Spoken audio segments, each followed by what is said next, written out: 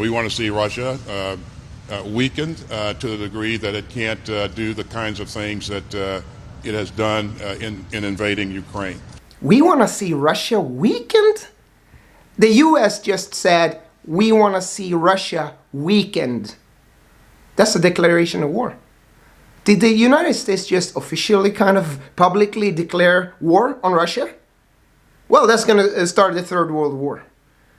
That the Third World War sort of, in essence, has already started. We already know that. This thing is going to get a whole lot worse. That the United States have fought a proxy war against Russia for a long time. We know that.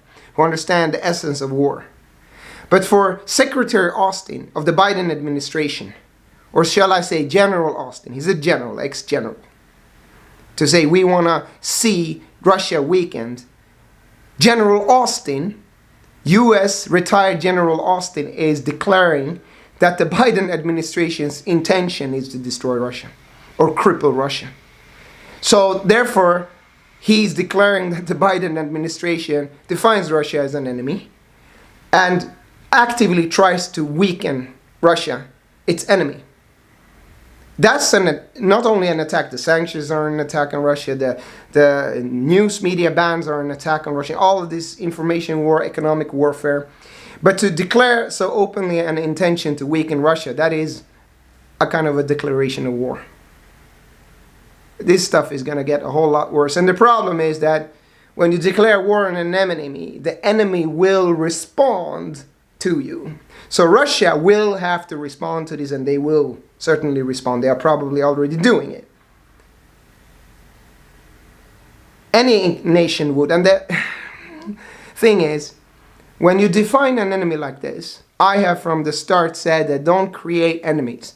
You are the one who creates enemies. Russia is not my enemy, Ukraine is not my enemy, and the United States is not my enemy. Therefore, I shall not be a combatant in the Third World War. I will be free from this war because I'm not creating any enemies.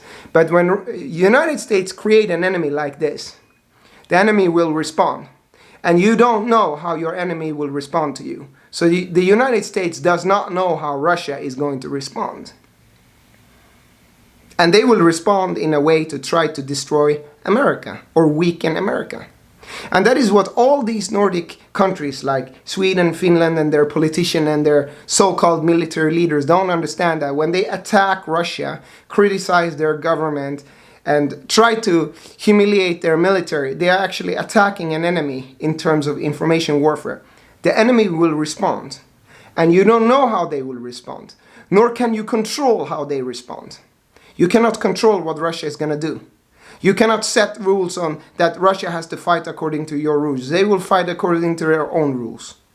So you have no control over how they will respond. You don't know how hard or how softly they will respond or through which channel. So you are creating a lot of chaos and uncertainty. And you can't complain somewhere if you don't like their response. So they will respond in some way or another to weaken or destroy you back. And how and where, you don't know.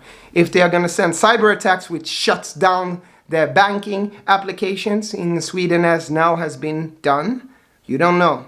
Will they send sabotage missions, hackers, infiltrate government? You don't know. You don't know how your enemy is going to respond. That's the problem. So don't create enemies, as I've said. So anyways,